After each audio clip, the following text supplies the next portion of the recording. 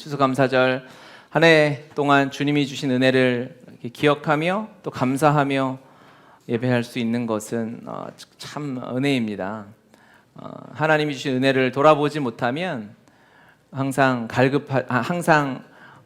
만족하지 못하죠. 새로운 것들을, 세상의 것들을 갈구하게 되죠. 하지만 주님이 주신 은혜가 우리 안에 있음을 확인하게 되면요, 그 은혜 위에 더 큰 하나님의 은혜를 우리가 구하고 성장하게 되는 줄 믿습니다. 오늘 본문에는 두 사람이 나옵니다. 부살렐이란 사람과 오홀리압이란 사람이 나오는데요.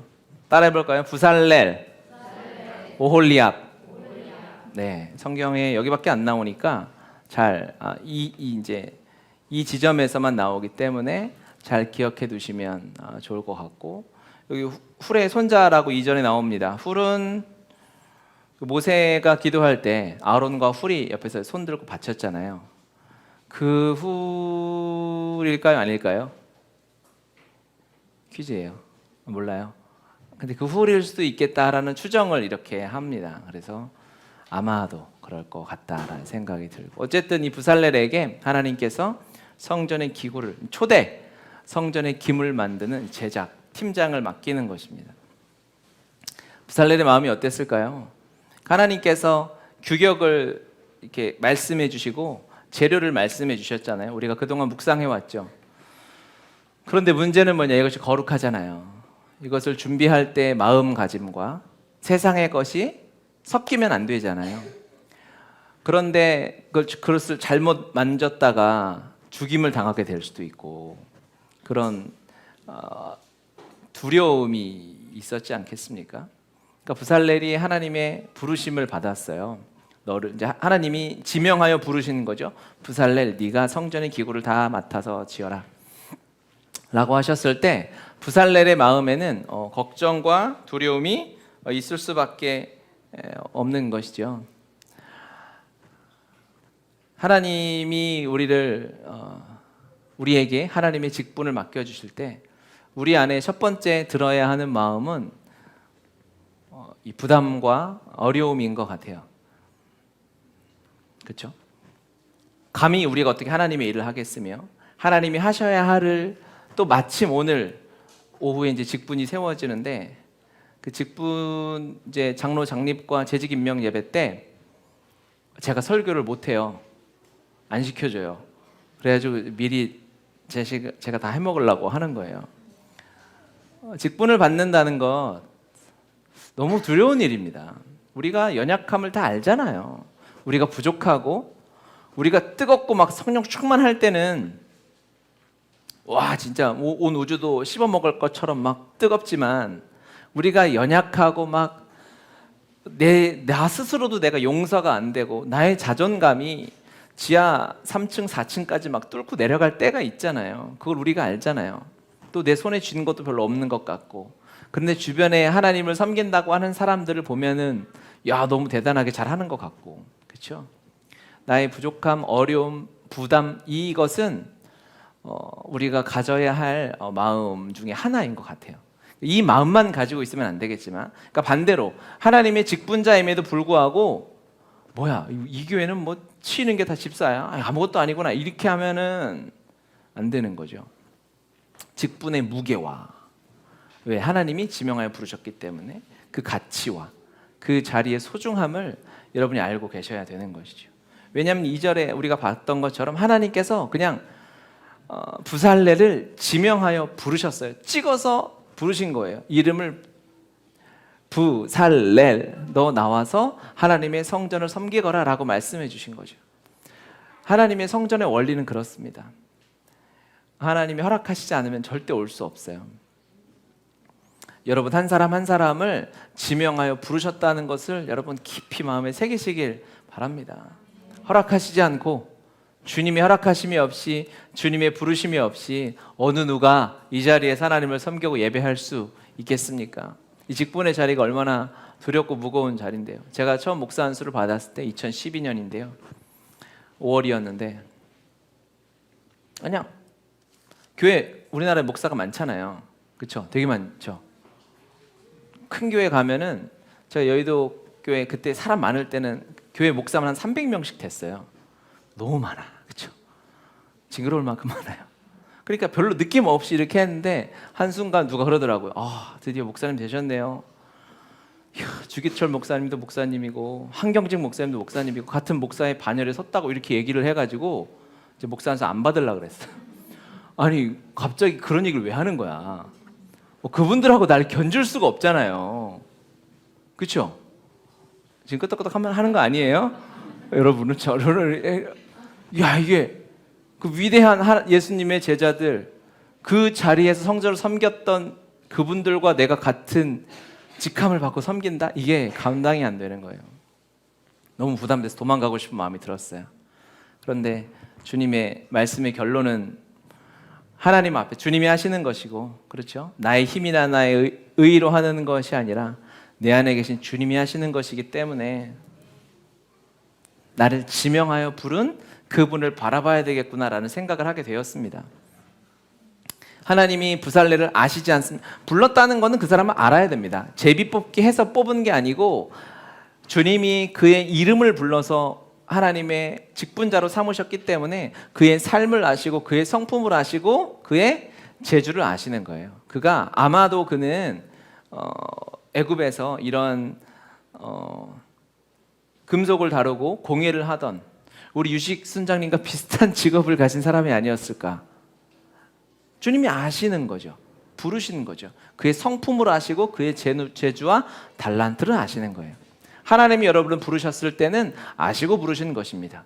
우리가 잘하는 것도 아시지만 우리가 못하는 것도 아세요. 우리가 넘어지는 지점도 아십니다. 우리가 언제 쓰러지고 언제 불평하는지도 주님이 다 알고 부르시는 거예요. 할렐루야. 그렇죠. 그리고 주님 일을 맡겨주셨어요. 그러면 그 가운데에서 이제 또 우리가 조심해야 할 마음은 무엇이냐면, 와 그러네, 하나님이 나를 불러주셨네, 나에게 직분을 주시고 나에게 일터를 주시고 가정을 주시고 교회를 맡겨주시고 하네. 그러면 내가 어떻게 해야 할까요? 이제 거기서부터 또 이제 잘못된 방향으로 튀면은 잘해야 되겠다, 이거 망치면 안 되겠네, 열심히 해야지, 최선을 다해야지, 이거 좋은 성과를 내야지 라고 혼자 짓눌려가지고, 주님은 그런 말 하신 적이 없거든요. 만들라고 하셨고, 주님은 3절 하나님의 영을 그에게 충만하게 하여 지혜와 총명과 지식과 여러 가지 재주로 정교한 일을 연구하여 금과 은과 노수로 만들게 하며 라고 이야기했습니다. 그리고 6절에 지혜로운 마음이 있는 모든 자에게 내가 지혜를 주어. 하나님이요, 그 일을 할 때 이미 지혜를 주시고 달란트를 주시고 모든 것을 예비해 놓으셨다는 거예요. 말씀해 주시고 야 네가 만들어봐 하신 게 아니라 하나님이 다 예비해 놓으시고, 제가 항상 얘기했죠. 하나님께 드리는 것은 주님이 친히 준비하셔야 합니다. 할렐루야. 그렇죠? 사람이 준비하는 세속적인 것으로는 하나님께 드릴 수 없는 거예요. 우리가 하나님께 드리는 것은 우리의 달란트, 시간, 돈, 헌금, 우리의 재물 11조 다 하나님이 준비해 놓으신 것을 드릴 수 있다는 것이죠. 하나님이 여러분에게 가정을 맡겨주시고 일터를 맡겨주시고 교회를 맡겨주셨어요. 사람을 맡겨주셨어요. 그것을 여러분 잘하려고 노력하는 것은 교만입니다. 주님이 주신 달란트가 있고요, 주님이 주신 지혜가 있어요. 그 안에서 잘하려고 부담을 가지고 이걸 실패하면 어떡하지, 잘못되면 어떡하지 라는 부담에 눌려있지 마시고, 하나님이 예비 놓으셨으니까 그 안에 즐기면서 가야 하는 거예요. 왜? 주님이 우리의 부족함을 아시고 언제 넘어질지 언제 쓰러질지도 하나님이 다 아세요. 그렇기 때문에 주님 안에서 두려움이나 부담이나 잘 해야내겠다라는 그런 압박이나 스트레스가 아니라, 그래 한번 가보자, 하나님이 맡겨주셨으면 한번 쭉 가보자, 기쁨으로 가보는 거예요.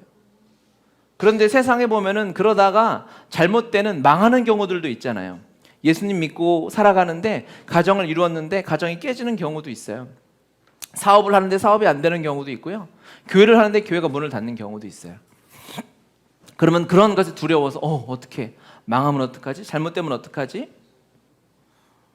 여러분, 주님 안에서 하나님의 부르심을 따라서 걸어가는데 그게 잘못될 수 있을까요?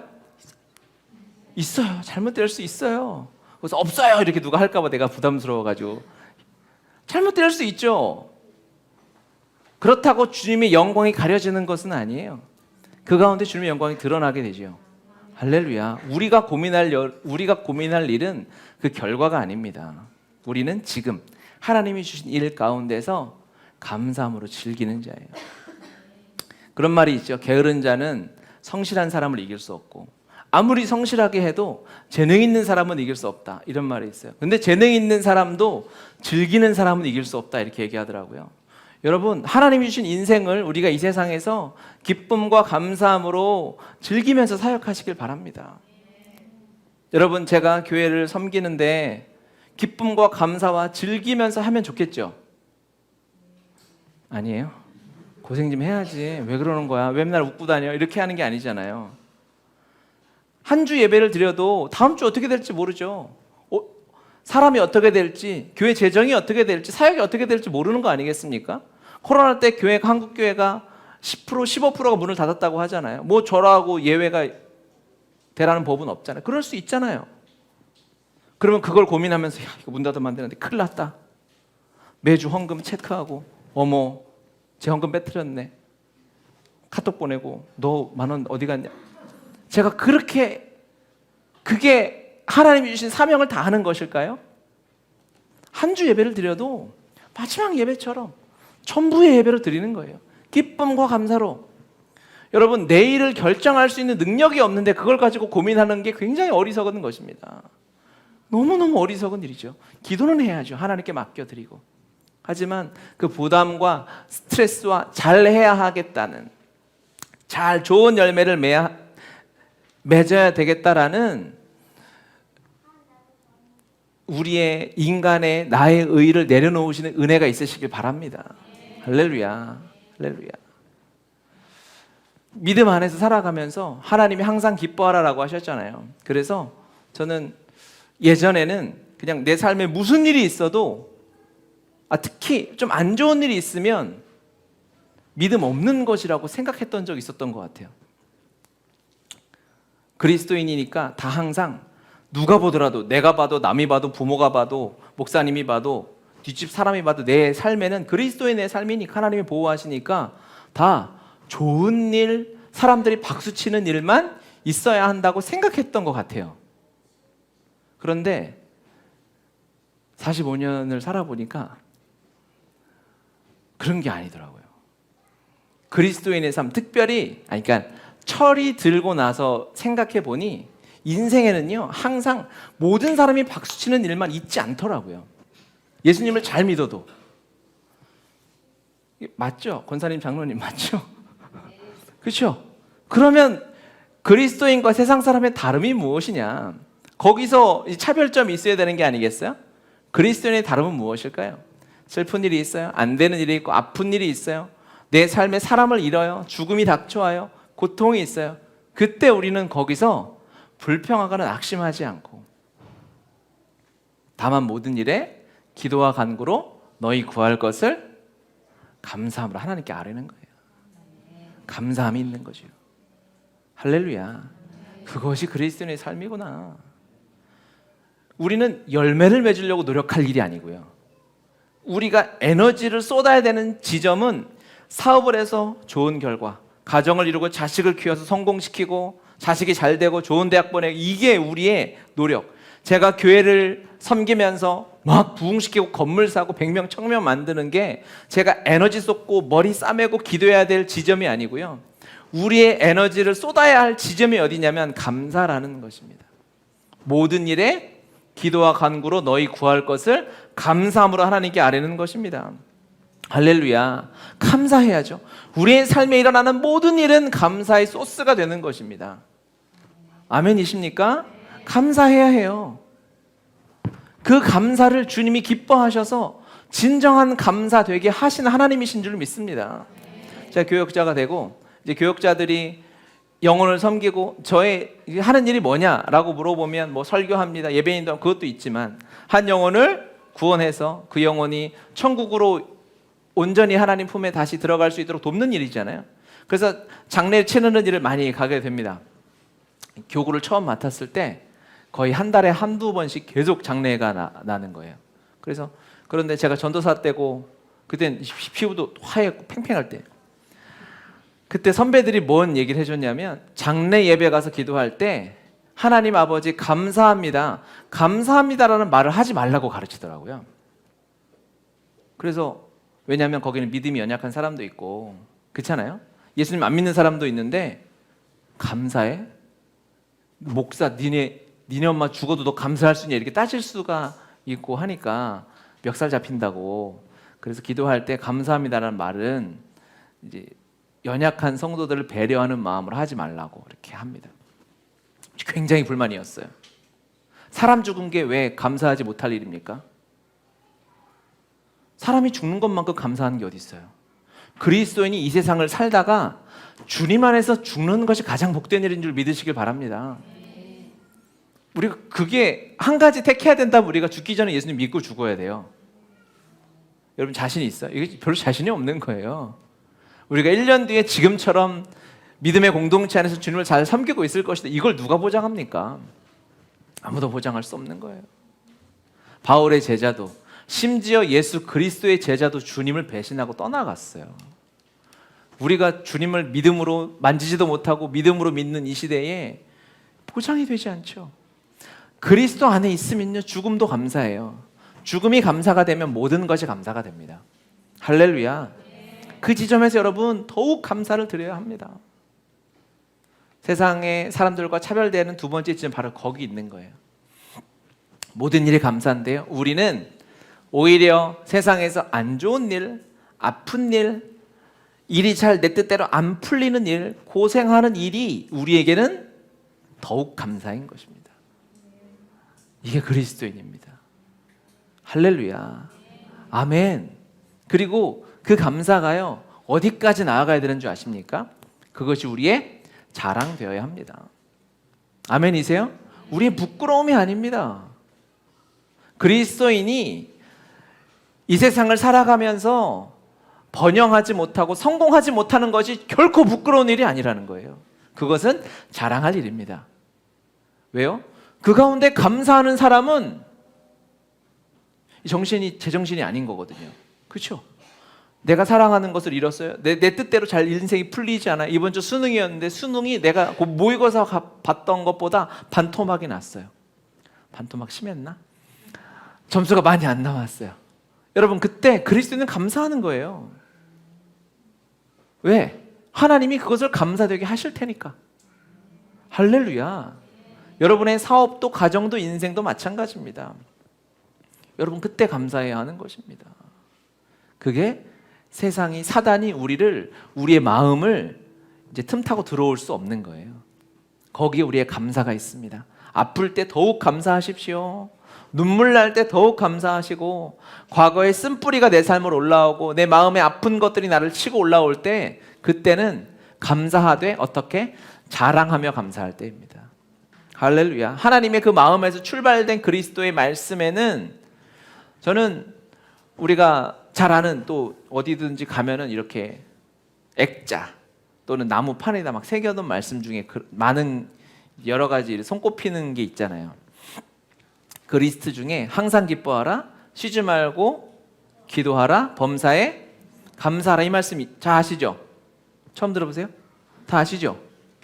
범사에 감사하라, 범사에 감사하라. 이것은 하나님의 강요일까요?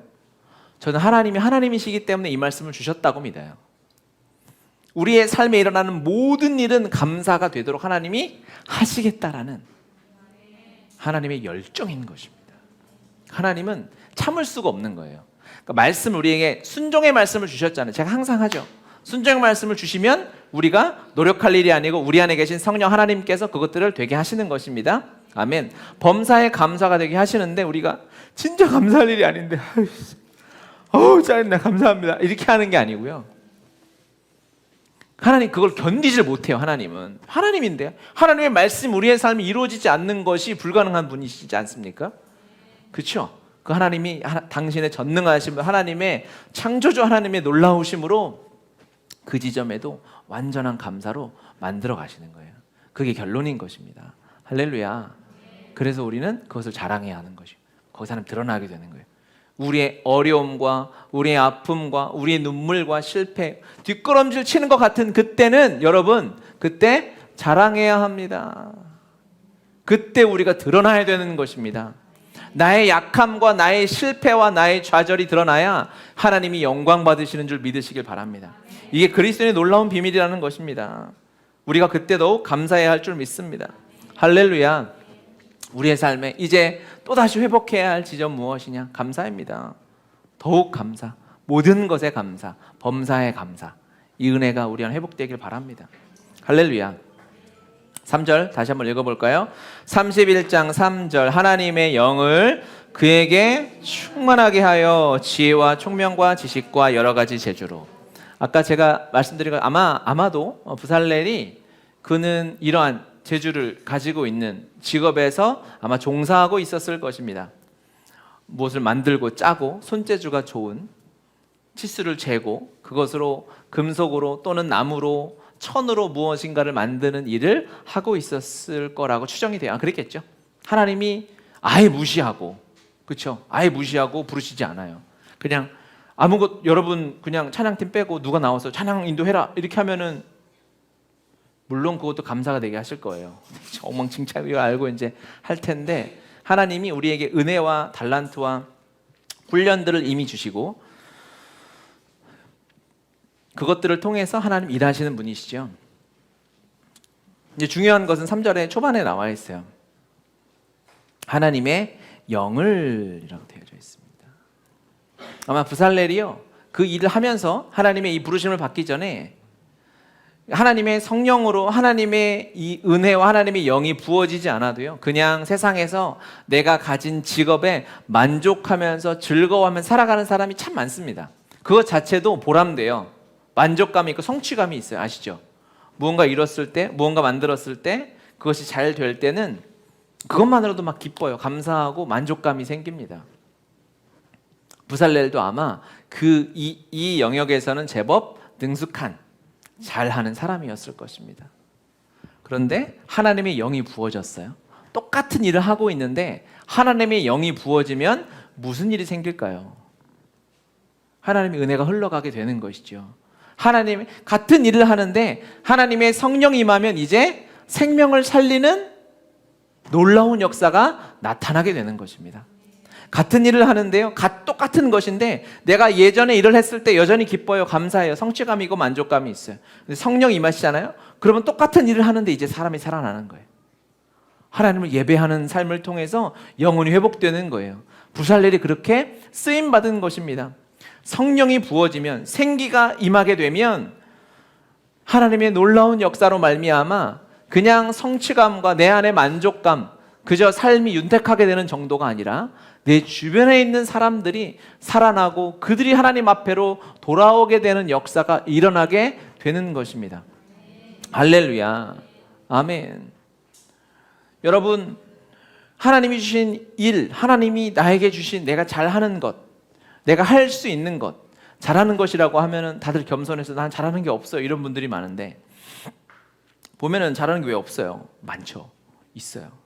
하나님이 주신 이 일, 그 일들에 성령의 은혜가 임하고 하나님의 부르심을 따라 우리가 걸어가게 되잖아요. 그러면 사람들이 살아나는 것입니다. 아무리 하찮은 일이라도 아무리 작은 일이라도 부살렐이요 자기가 이런 목수처럼 금속을 다루는 기구를 만드는 장인으로 살아갈 때 이 일이 하나님의 성전에 쓰일 것이라고 생각했겠습니까?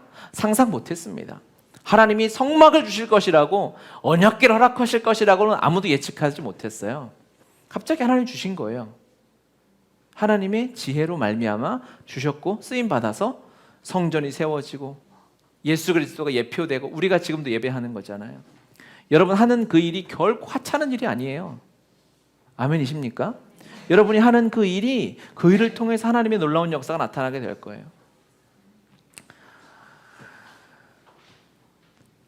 이 글도요 그냥 책이죠. 오래된 책, 성경처럼 오래된 책들도 많이 있죠. 그런데 이 책이 능력이 있는 이유는 무엇입니까? 모든 성경은 하나님의 감동으로 된 것으로 하나님의 말씀에 이 글에 성령의 능력이 임했기 때문에 그때에 하나님의 능력이 임해 사람이 살아나는, 영을 소생시키는 하나님의 능력이 나타나게 되는 것입니다. 아멘이죠. 그럼 우리는 무엇이 이제 필요할까요? 하나님이 주신 일에서 열심을 다해야 하죠. 성실해야죠. 또 하나 더 우리가 구해야 할 것은, 주여 이 일에 하나님의 영이 임하셔서 이 일을 통하여 하나님의 영광이 나타나게 하시고 생명이 살아나는 역사가 있게 해달라고 하나님 앞에 기도해야 합니다. 그럼 인생이 이제 달라지는 거예요. 완전히 달라지는 것입니다. 글을 쓰는 사람 중에 유명한 사람이 있었어요. 루 월라스라고.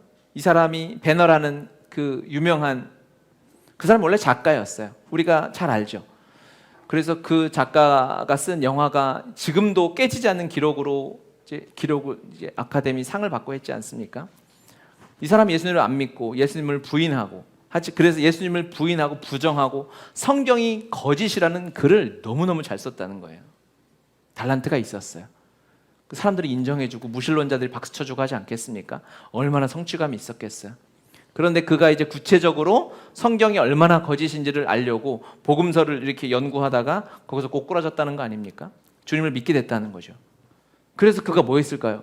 그동안에 내가 글 쓰면서 주님을 부인했으니 이것을 다 버리고, 다른 일을 한 것이 아니라 그동안에 준비되고 훈련되었던 그 달란트를 주님이 쓰셔서 글을 쓰게 하시고 자신의 간증과도 같은 배너를 쓰게 하셔서 하나님의 사람을 만드신 것이죠. 하나님의 손에 붙들리면, 그렇죠? 나는 비록 이것이 보잘것없고 또는 세상에서 쓰임받았고 나쁜 것이라 여긴다 할지라도 하나님께 붙들리면, 하나님의 영이 임하면 놀라운 역사가 나타나는 것입니다. 하나님의 은혜를 기억하시길 바랍니다. 그것이 그냥 좋은 일이 일어나는 것이 아니라 생명이 살아나는 일이에요. 영혼이 살아나는 일이, 그 역사가 우리 앞에 펼쳐지게 되는 것입니다.